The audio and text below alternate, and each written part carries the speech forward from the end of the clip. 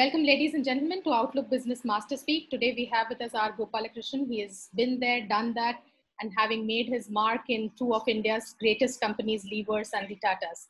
He's one of the finest minds with respect to strategy and leadership. But what I really love him for is his wit and wisdom, and even better, his catchphrases, which nail the point in a way you can never forget.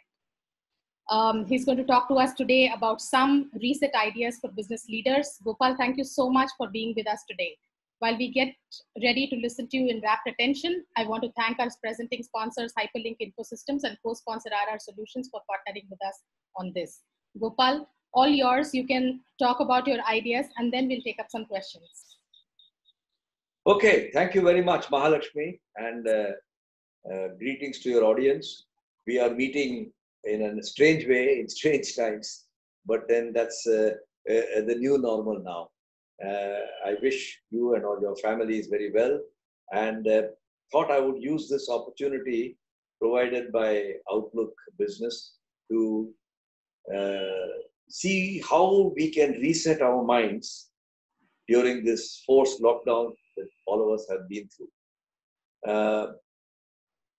What do I mean by reset? I think I'm going to start there.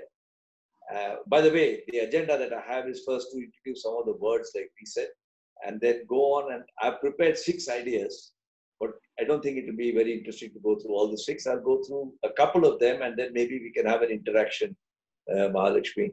I can go through 2 or 3 ideas, but let me first explain what is a reset idea. A reset idea is when you get back to reality. You know, we all have the ability to be staying and living in the past. It happens to all of us. And to illustrate this, I'm going to tell you a story about a young Japanese guy. His name was Hiro Onoda. And Hiro Onoda was born around 1922. And he joined the Emperor's army in 1940 when he was 18 or whatever. And then he was trained to be a very high quality soldier, you know, with alertness and art of warfare. And they airdropped him after training into the Lubang jungle of Philippines. Remember, we are talking about the Second World War times. And he had been instructed that every morning he must get up, he must grease his rifle, and he must wear his goggles, and he must look around left and right and look for the enemy, because no enemy should be allowed to be in that jungle. He did this very diligently because he was trained, and it is something that he wanted to do in the service of the emperor. But he kept on doing it from 1942 till 1971. The war got over in 1945. He was so focused on what he had to do, on the tasks at hand, that he could not keep in touch with his environment. And any attempt to reach him by his old bosses all failed. Finally, in 1971, when he had eaten probably all the berries available in the jungle, they found him. His boss came to him and he said, "Hey, Hiro." He said, "Where have you been? Is the war? How's the war going?" He said, "No, it's now 30 years. The war is over long ago." He said, "Hey, why didn't you tell me?" He said, "Well, they took him back to Tokyo, gave him a hero's welcome, because by this time, remember, he's almost 50 years of age. And then he was given a good retirement in Honshu Island or somewhere. And then he died about 5 years ago, or 7 years ago. Mm-hmm. And that's how the story came out in the New York Times. And I read this story with great interest. What an amazing story. That here's a man who was very diligent, doing everything he had been told, keeping very alert and working incredibly hard. But the times had changed and he ended up being a bit irrelevant. And it caught my fancy because there's a bit of Hiro Onoda in all of us. We tend to be living in the past, like Hiro Onoda. We do it extremely diligently and then find that we miss the right signals of change that were happening around us. So I think occasions like the lockdown give us an opportunity. If Hiro Onoda had learned meditation in the jungle, he might have said, "Is there some other way to look at this?" We've had such an experience through this lockdown. And I sat down and thought, I've been around 50 years, so a long time. What is it that I would say? I'm not going to come to any new truth. It's not a new gospel that I've arrived at. But reiterating some things that we may be missing. So let me tell you that that's what I mean by a reset idea. I'm trying to break out of this mode in which all of us get, that you're so focused on doing that you're on the treadmill, you don't have time to breathe and think, and you lose the wood for the trees. You know, the old days, we said it's an industrial era, then we said it's the data era. We are now in the knowledge era, and that should guide us as to where our priorities can be. To illustrate, when the Pandavas won in the Mahabharata war, it is not that they had any superior knowledge.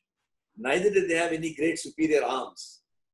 They had the same elephants and the same, all that they had was a slightly better organization. So they were organized and they were able to win the war. So that's exactly how many centuries later the Persians lost to the Romans. The Roman Empire expanded. But if you come to Hiroshima and what happened in the Second World War, it was not just organization, it was superior knowledge and technology that was deployed to bring the war to an end. And so I want to emphasize that acquisition of knowledge requires you to have two things: curiosity. If you're not curious, you're not going to be successful. And once you're curious, then of course you must go and learn. So I want to go to the principle of ignorance and curiosity. Ignorance is good to admit. We are very hesitant to admit that we are ignorant. Very often you hear people say, I've been around in this industry or this business for 25 years. I pretty much know what I want to know. But that world itself is changing, as the hero Nada story tells you. So it's this kind of reset that our minds tend to be, we become slaves to our particular circumstance and we do repetitive tasks. We forget the art of ignorance because it's not a nice thing to admit that you're ignorant. And we cease to be curious, which we last were when we were 2 years old, crawling on our knees in our mother's, our father's home. My first big reset idea, I call them big because it is self-evident and yet we miss it. The first big reset idea I want to present is relearning how to learn. Most people I find, managers, including myself, I'm not sitting on a pedestal. I made these mistakes. We think we know what there is to know. I've done my MBA. I'm from IIT. I've gone to Harvard. And we amazingly lose our ability to learn and our desire to learn. It precipitously falls. I want to narrate a little story to show you how precipitously it falls. It's a personal story, which I think may be helpful. And like the hero Onada story, and there's a bit of hero Onada in all of us, this story that I'm telling you will show you that there's a bit of a Gopal in all of us as well. So the year is 1987, it's 33 years ago, 23 years ago. And I was only 41 years of age, and I was appointed to be a director of Hindustan Lever, the director for exports. And it was a big deal. And if you think of 1987, this is pre-liberalization. I don't know how many of the audience can even remember those periods. It was a big deal to be in a multinational company as a director on the board at 41. So I suppose I must have been slightly pompous and arrogant, which I can admit now freely. And all of us tend to get pompous and arrogant in the course of our work and careers. Now, one of the tasks that I had as a director of exports was to deliver 10% of the turnover of my company, Hindustan Lever, through foreign exchange earnings and exports. And since there's a limit to how much of shampoo and toothpaste we could export, we went into all sorts of non-traditional areas. So leather garments and shoes and carpets and, and textiles and so on. Now, we knew nothing about all this. You know, you could go to the boardroom of Hindustan Lever and take a tablet of soap, we would open it, smell it and say what's right or wrong with it. If you presented us several t-shirts, apart from being able to wear it, none of us knew anything about it. So we recruited people from outside to help us. But they came from a different cultural context. I'm not saying all of them are bad.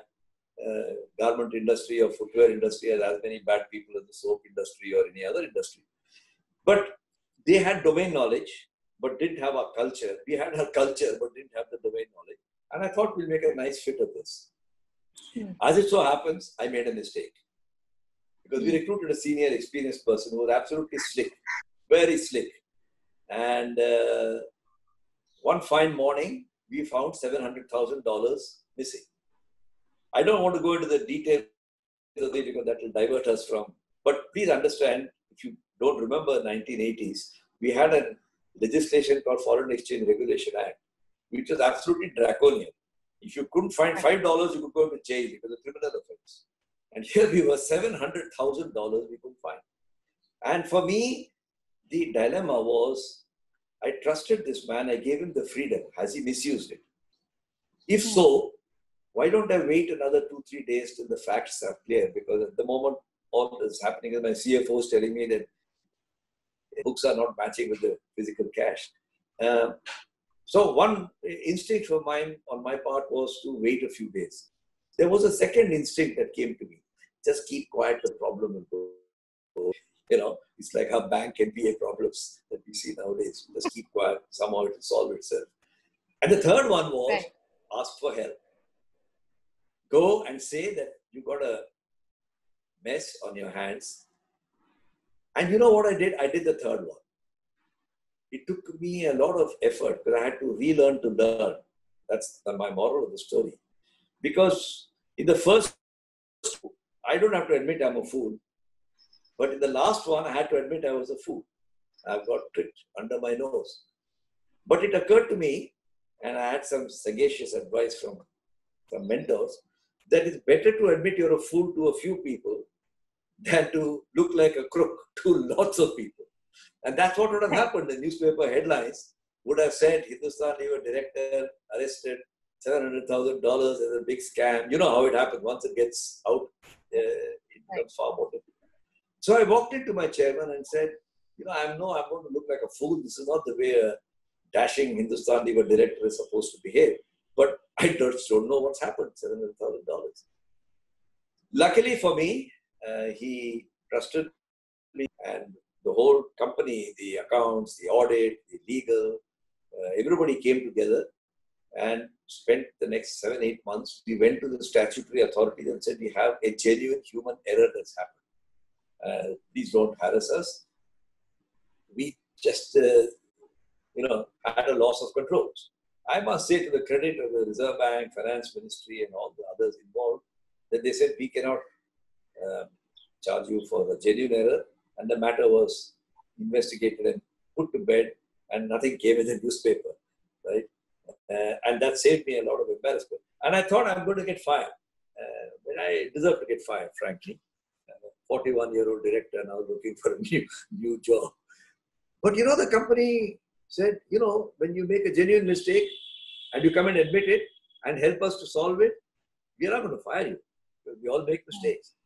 So they not only retained me, they actually promoted me and sent me as the chairman of a company in Arabia. So it had a nice little ending. But I mentioned this to you because there are 3 lessons that I learned from this, which are very relevant if you look at the context in which today's Indian economy is. The higher you rise, the more you must discover humility. Because the higher you rise, the more you tend to forget humility. That's human nature. It's nothing to do with me or you. So the higher you rise, the more you must rediscover humility. Knowing humility causes you to admit ignorance and therefore seek to relearn. When you make a serious mistake, admit it. Don't cover up.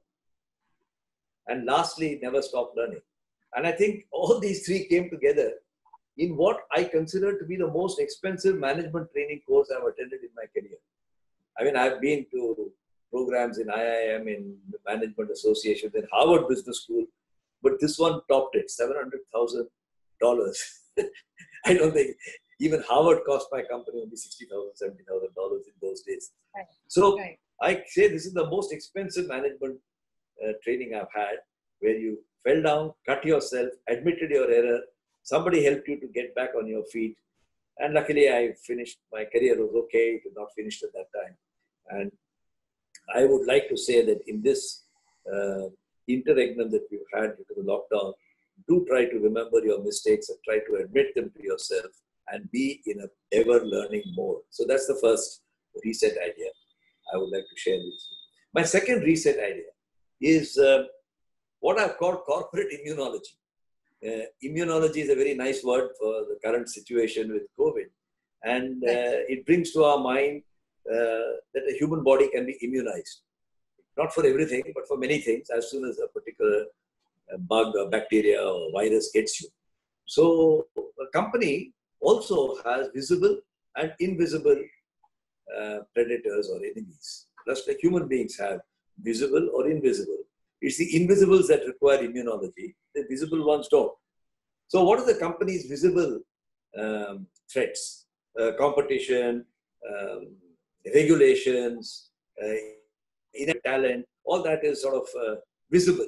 And they teach you a lot about it in your MBA programs, in your post-management programs, and you're able to keep learning. So what is visible is something that you know how to deal with. They are difficult to deal with, but you get trained and you deal with it. The great problem in human health is the invisible stuff.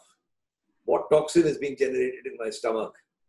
What funny ideas are coming in my brain? Which virus is getting me? How many times do I have to wash my hand with soap?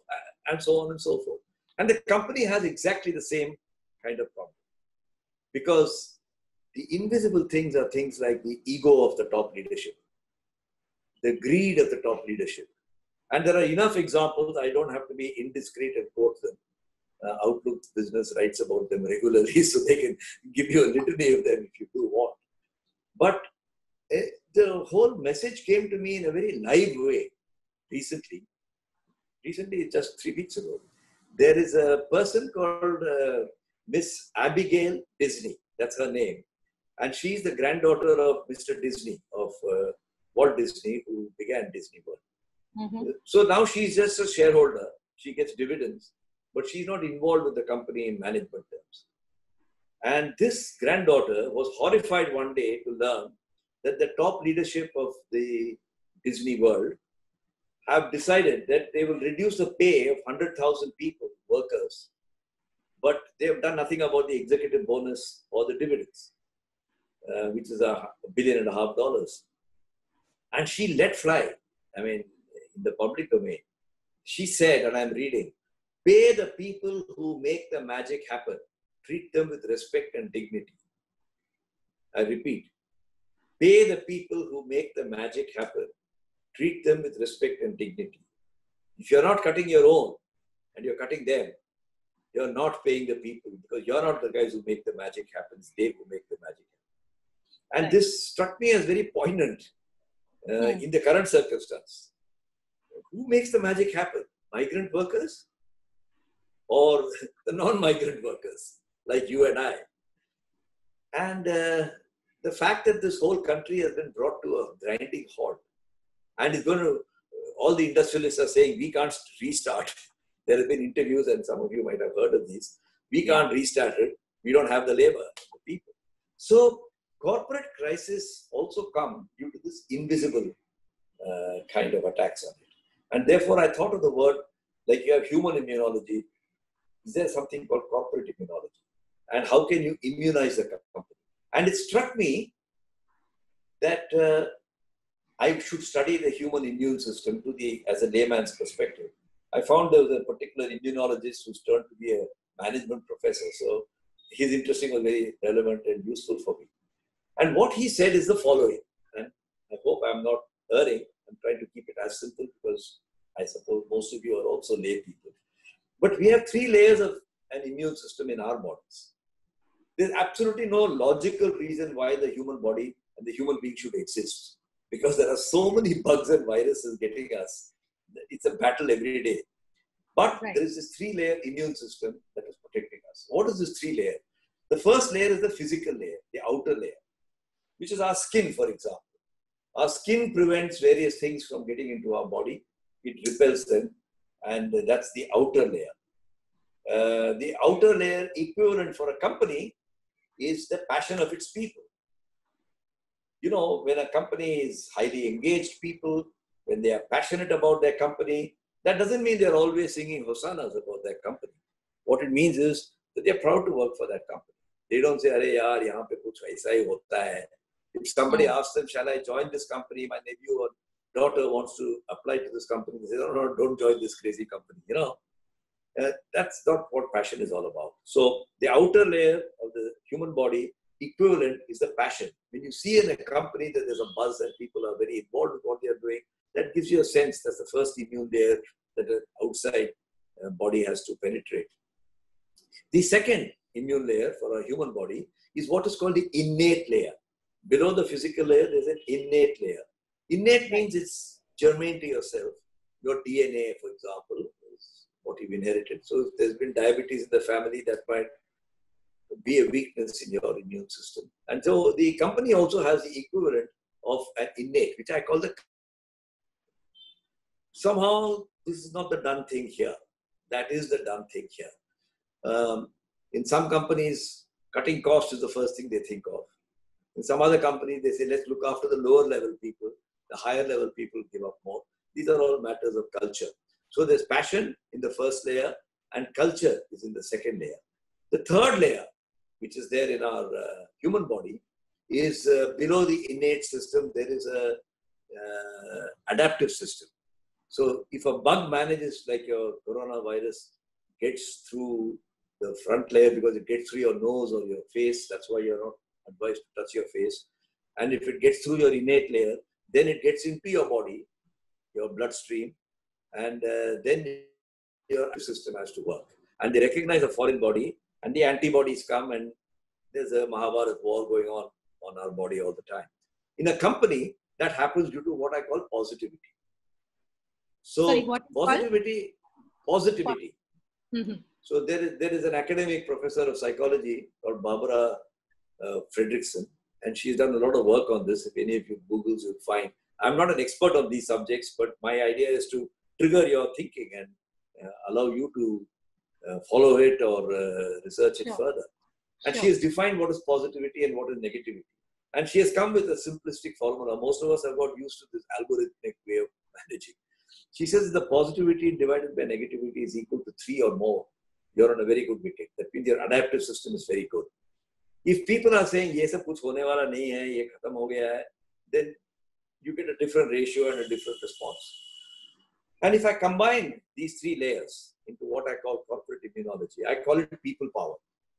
People power is equal to passion multiplied by culture multiplied by positivity. And that constitutes the corporate immunology.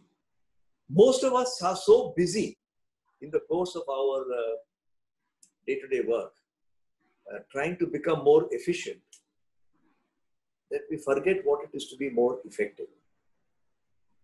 We pay lip service that people are our great asset, but we don't treat them that way. And again, in the space, without my getting critical or inadvertently bordering on the politics, you can see this happening. You see it in your company. Why should you go out and look at politics? Right. And I think my second reset idea is, please think about corporate immunology for your company. How do you strengthen with more respect the people power that's available to your company, because that is what is going to be your immune system. Before I ask you a question, we'll just take a 5-second break and come back.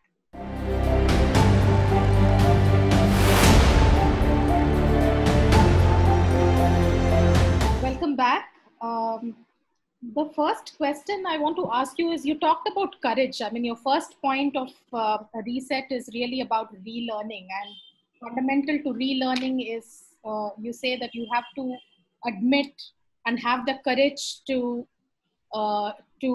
say I have erred, or Cool. I don't know this, and that's how you go back to square one and say that, okay, how do I now get back on track?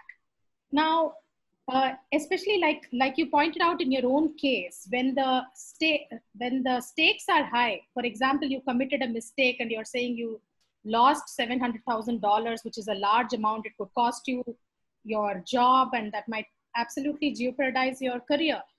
How do you really muster the courage? Because this is really about at that point in time, it's easier to say in hindsight that that's the way you should be as a third person, or even look back in time and say that this is the way to do it. But at that point in time, it's very hard to come to terms with that. So how do you really weigh? Because however you look at it, you may always think that you are at the losing end if you've done something wrong. For example, most CEOs, don't even have the courage, for example, to go to the board of directors and say that this business doesn't look good.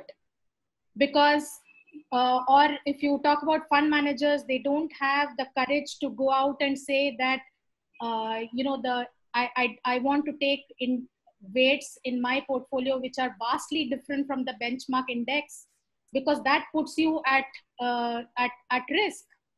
Because you're looking, if your call goes wrong, then you have to take the flak for it. So career risk is something that everybody faces, whatever job you are in. And I think that's what makes most of us less courageous than we would otherwise find ourselves in. So just in the context of this career risk, how do you really tell yourself that, yeah, this is the way to go about it? That's a very good question, a sensitive one. And I don't think I have a pat answer, to be honest. If I say, no, be courageous, that's not answering your question. But in the thinking, reflections that I have done, and I think it's to do with authenticity, who you really are. When you peel the onion layers, layer after layer, there's a core you, which is not always revealed through your suited, booted, plush, carpeted office scenario. And you have to ask yourself. So I don't want to give you the impression it was an easy decision for me to put my career at risk. Absolutely. I don't want you to think that I was a courageous fellow and I looked squarely at myself in the mirror and said, come on, Gopal, do it now. Nothing of the sort. I was feeling very vulnerable. I could see that I could get sacked. I could see that I would cut a sorry figure with the then prevalent Mahalakshmi type of editors in the newspapers. But I sought counsel. I sought counsel from a more senior director who had been my boss earlier in my career. I said, I'm not sure how to deal with it. I demonstrated, without my intending to do so, a vulnerability that I was willing to ask of another person. And he was the guy who told me, don't try to solve every problem yourself, even if you have created it. Seek help. Go right now and talk to the chairman. So I think if you must have the vulnerability, then you must be willing to admit your vulnerability. Then you seek counsel. And then my throat was parched. I don't think I should give you the impression I stomped into the chairman's room and I sat there. No, I was very quaking. Right. But I somehow was persuaded that I have to be myself. And the core of me said, you made a mistake. Admit it. You look like a fool. Better to look like a fool to 10 people in the company than to 10,000 people through the media. I think those are the sort of factors that pass through my mind. Those leaders, especially in business, in anything actually, but in business, who are not willing to admit that they put their career at risk, not because of some machismo or anything like that, but you're asking your officers to take financial risks, to take control risks, to take entrepreneurial risks. You're not willing to risk your own career after making a mistake. Doesn't seem right. So I don't know. That was the. I'm putting it more elegantly now, but at that time it was a horrendous mess. Sure. Right. Tell me, is vulnerability good at the very top? Because as a leader, you're always expected to show, of course, courage, but you're not supposed to show your vulnerability, because then you pass it on to the rest of the team. So you're always expected to be strong and positive and say the right things. And also when you know that the buck stops at you, do you really have an option to say, well, I made a mistake? You know, I think in your question, and the definition of what a leader is lies the answer. We have got a wrong impression of a leader, that he must have big blue eyes, a very square jaw, and a person who never makes a mistake. The reality is that in hindsight, you can give a speech on those things, but you're a human being. And a person who doesn't admit his own vulnerabilities to himself or herself. I'm not saying vulnerable doesn't mean that you go like a quaking leaf to the office and tell everybody, I'm stuck, I don't know what to do. Outwardly, you may give the impression of a clarity, but inwardly, you're vulnerable. And because you're vulnerable, you become meditative or reflective. You consult with people. Now you take the current situation that's come due to COVID. It's not that everybody has experience of this.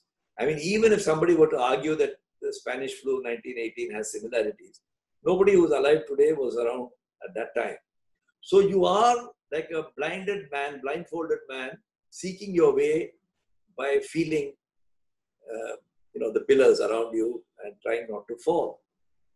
But if at that time, in your private moments, you don't have the vulnerability and the willingness to consult with people and devolve power and authority, then you're going to be in a very tough spot. And if you look at the way COVID has gone through the world, dictatorships like Russia, China, Brazil have not come through very well, But I don't know if Brazil is a dictatorship. Technically, it's a democracy. But Russia and China are perfectly good democracies, like Taiwan, like South Korea, seem to have done quite well.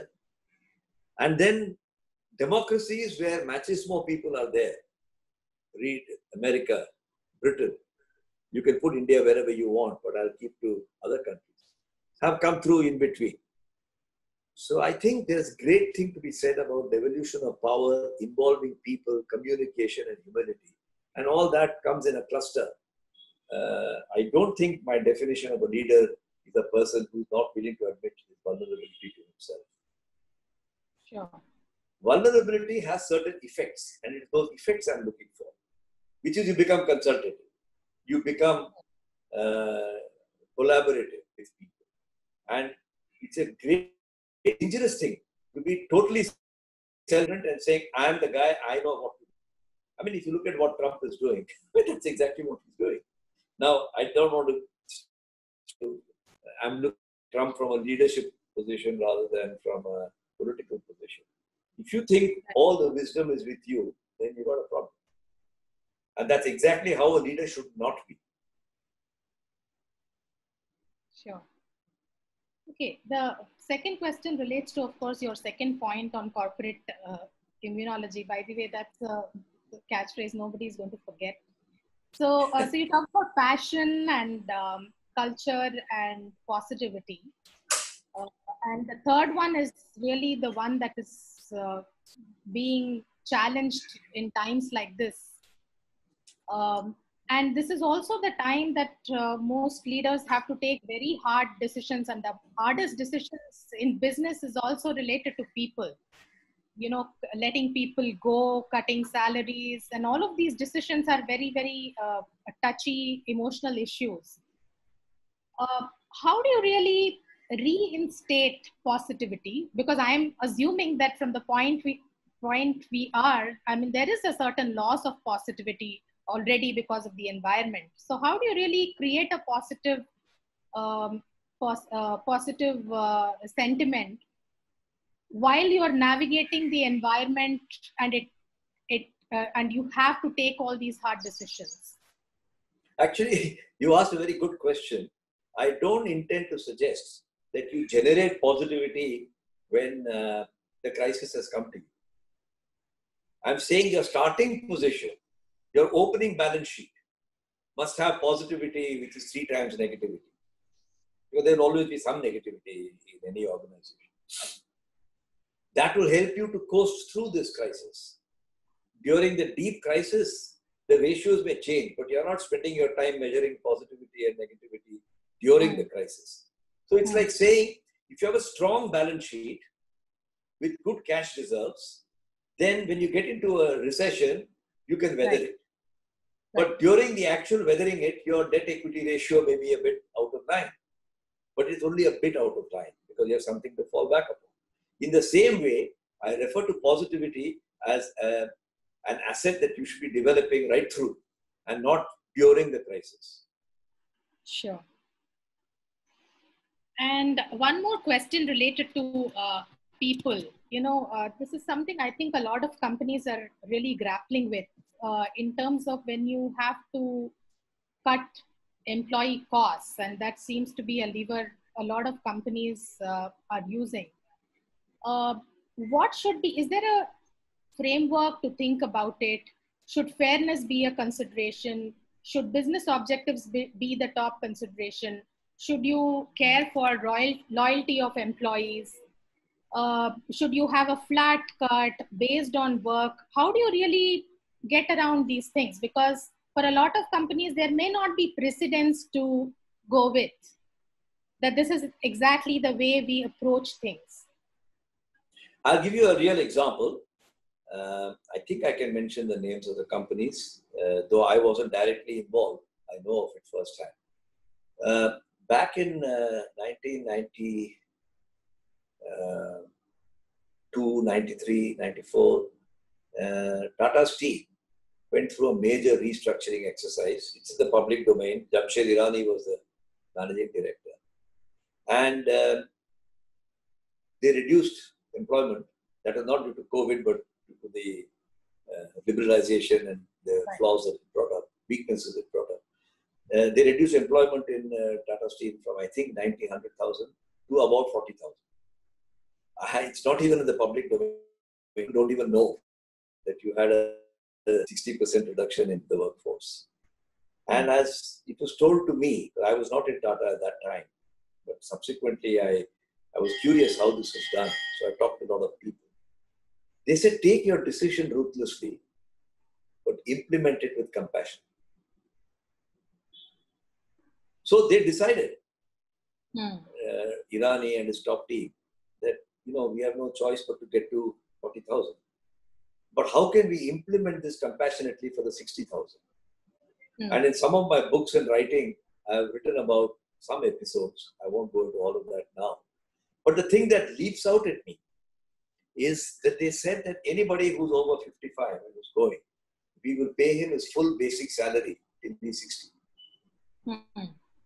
In other words, we'll front end the pain that the person is taking and monetize it so that he can do something about it. So there are many companies, it's not just Tata. I'm mentioning Tata because I happen to know a little bit about it. There are lots of companies which do this. The mantra, if I have to leave you with one, is take a ruthless decision but implement that decision with compassion. Sure.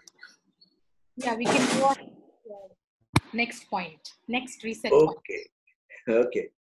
The third reset point I want to mention is understand when analytics and rationality have run their course and switch your mind and decision making to intuition. Now, in our early stage of our career, let me explain it. In the early stages of our career, you're not trained, you're neither trained nor rewarded to be intuitive. Right. You can't come and say, I'm 36, 25 years old, I'm looking after sales in Orissa. I think my feeling is that we should just turn the whole place upside down and we'll be okay. They say, go back to your homework and come and make a proper presentation. Rationality and analytics have a great value. And I don't even remotely want to give the impression that I'm devalued. But by the time you're 35, 40, 45, you have been so trained into rationality and analytics that you've even forgotten there is something called intuition. And when you reach the higher echelons of business management and leadership, you have to fall back on intuition because rationality would have run its course. Example, I want to, somebody has come with a proposal to acquire that company. If I leave it to my accountants and lawyers, they will come and tell me the valuation. But at the end of the day, it's like my wife buys her saris. There is no valuation for the sari. I mean, if she likes it and you want to keep your wife happy, just produce your credit card and you buy it, right? You use your intuition. I stumbled upon the reality, and I wrote a book on that. My first book, The Case of the Bonsai Manager, was exactly on it. That the most important decisions in your personal life are taken through intuition and not through rationality, like whom to marry. If you carry a jot pad in your pocket and keep writing each woman's characteristics and arrive at 6.5 versus 7.2 like they do in the beauty contest, you'll never get married. Or if you do get married, it won't last. How do you select a CEO? Yes, the HR department gives you all the papers and so on, but at the end of the day, you have that half an hour, 1 hour, 2 hour interview, and then you decide intuitively. How do the governors of the Reserve Bank choose interest rates? I mean, governors of the Reserve Bank will kill me for saying this. But at the end of all the analysis, it comes to 25 basis points up or down, right? If you change it by 5 basis points, you won't get any newspaper coverage.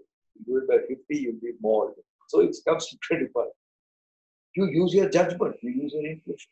So how do you decide to acquire a company? It's by intuition. So many of the major decisions in our life, both professional and personal, are taken through intuition. And I regard intuition not as an alternative to analytics, but as a continuum. So when you've exhausted the capacity of analytics to tell you shed any more light, then you have to take a jump at the edge of the cliff. Are you going to jump or are you not going to jump? And we take a decision. Sometimes it goes right, sometimes it goes wrong. Hopefully not a life-threatening decision.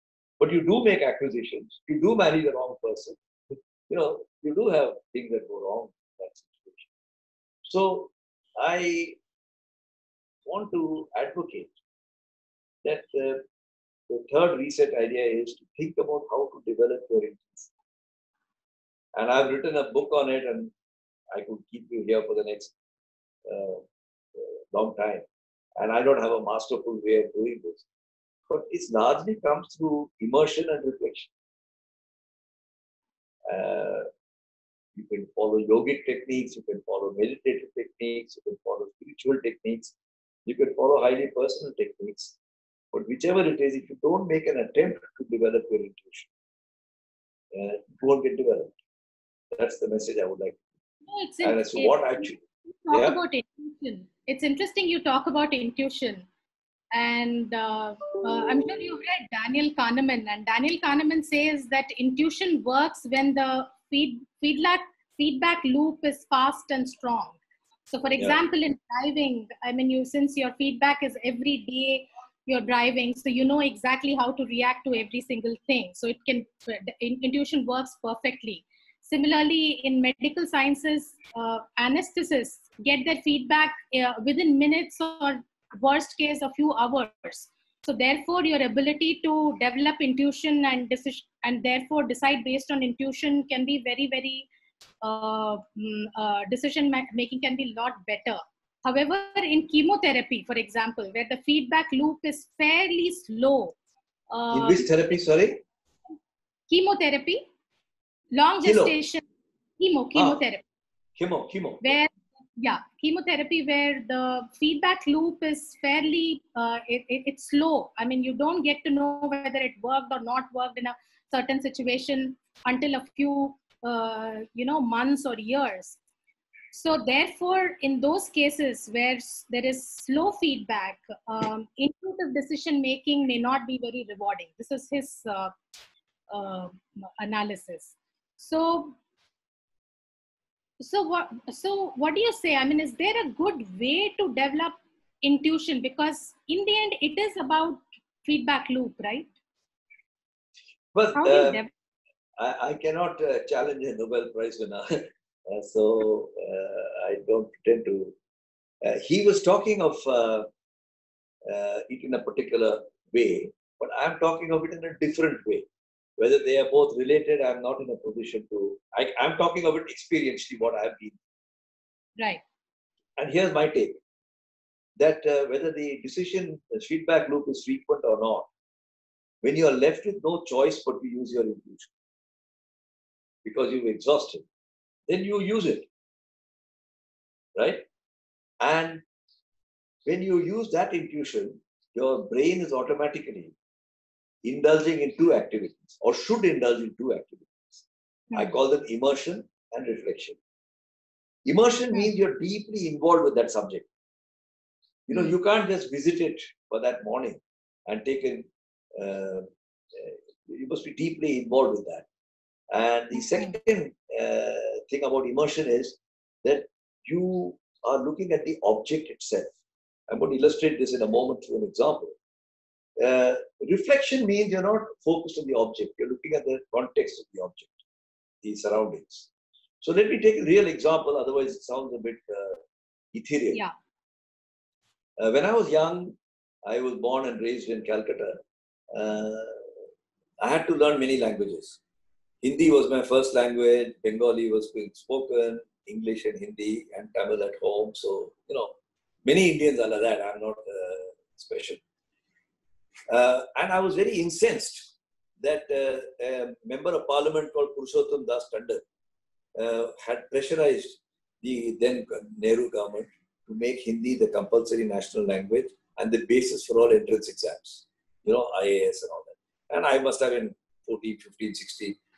IAS was certainly within my choice set. And I found what a severe disadvantage I would be if I had to write a whole paper in Hindi. And you'll also remember that at that time, Tamil Nadu or Madras, as it was called, went up in flames, all that we know.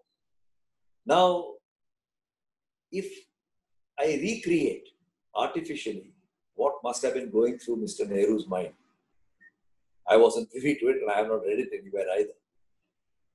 When he focused on the object, should Hindi be national language? It is there as a policy. He said, yes, it should be there. But perhaps I can alleviate the situation by giving 15 years time. So he said it will be a national language for 15 years. Until then, it will be, concurrent. Then somebody else looked at the context. Why is the Tamil fellow protesting against Hindi? What looked absolutely self-evident to Purushottam Das Tandon looked absolutely ludicrous to Kamraj, And they found that these two don't speak to each other, and that's the problem. So how can you make a Tamil fellow take interest in Hindi? Not by running Dakshin Bharatiya Prachar Sabha, which is what was going on at that time. Right. We were all sent to Dakshin Bharatiya Prachar Sabha to learn Hindi. But some magical angels arrived from heaven. One was called Raj Kapoor, one was called Dilip Kumar, one was called Devanand, one was called Ashok Kumar. They spoke in Hindi, they made love to lovely little girls, they ran around trees, they sang songs which were endearing. It doesn't matter which language you are in. Bollywood became the primary propagator for Hindi. Right. Even Urdu, I would go to the extent of saying, Right. And one day, about 20 years ago, I was in Tirupurapundi, maybe 10 years ago. And Tirupurapundi, people can't even pronounce that name north in the Vidyas. And those guys were watching Kaun Banega Crorepati. And I said, I told him in Tamil, I said, do you understand a word of what's going on? And he put on his South Indian Tamil drawl and said, sir, when 1 crore is involved, how does it matter which language it is? That's what I mean by the content, the reflection. And very often when you're faced with, even in some of the current situations, I don't pretend to have a prescription for COVID or Swachh Bharat or the various activities that are going on in the national domain. If you think of the object and the context, you start to get insights which you otherwise may not have got. Sure. That's my take. Sure. I love telling the story of this Hindi because it looks so obvious to most Hindi-speaking people that everybody else should learn Hindi. But you go and look at the guys who are living in Bangalore and find out how many of them have learned Kannada. get a very, Right. very poor score. So, Right. Sure. So we'll take a 5-second break again and come back. And when we come back, we'll take some audience questions.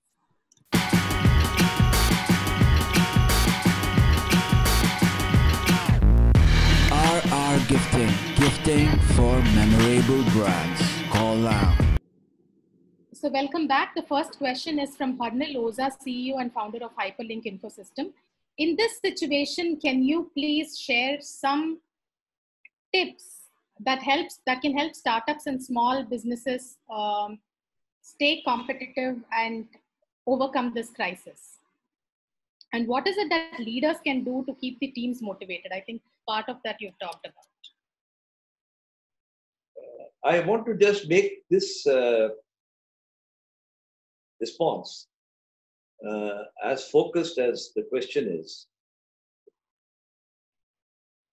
I don't see why startups should be different from grown-ups. I'm talking the answer to the question. I'm not talking of in general. Right. You know, if you say that they're expecting a cyclone in Bombay, you say, well, these are the precautions you should take, then the precautions apply equally to the children as well as to the adults. So I don't see that the startups have anything special. If you're trying to make sure your balance sheet is well stocked, if you have lived a expensive life, even though you're a startup, and there are lots of startups which get billion-dollar valuation, which have led an expensive life. I'm afraid they'll have to come to terms with the situation they are in, as going on right now, including the mighty SoftBank and the Vision Fund. I think startups must also appreciate that the rules of the game are not dissimilar. They may play them slightly differently. Like tennis is tennis, but I may have a junior tennis court compared to a senior tennis court. And if startups can therefore say that I must make sure that I protect cash, I must make sure that I take care of people. Now, all this will sound like motherhood and apple pie, because that's what you would say to Tata Steel or Hindustan Lever also. I don't see why the startups should expect a different person. The truth is that the startups come to the crisis, or the crisis comes to the startups at a time when their health is very poor. And if your health is poor when the crisis comes, like we say, the elderly people now with, what is it called? Comorbidities. That's the word. Yeah. Diabetes or cancer or something. Then your starting position is difficult. Startups should also understand that mad growth is not in their interest.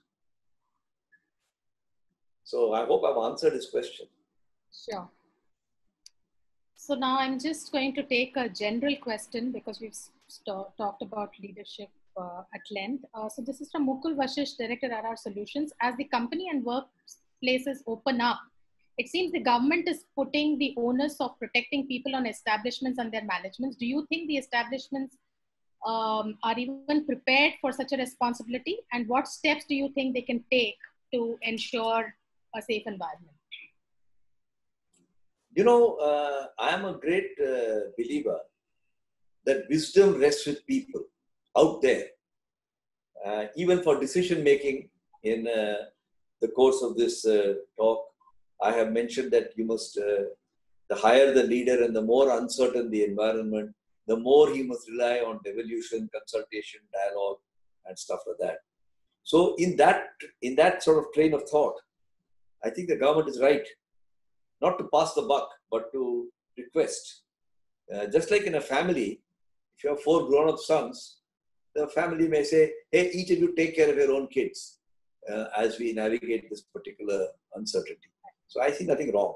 It's the job of a family, in this case a company or a startup or a hospital or a club or whatever, to seek advice and take the necessary steps.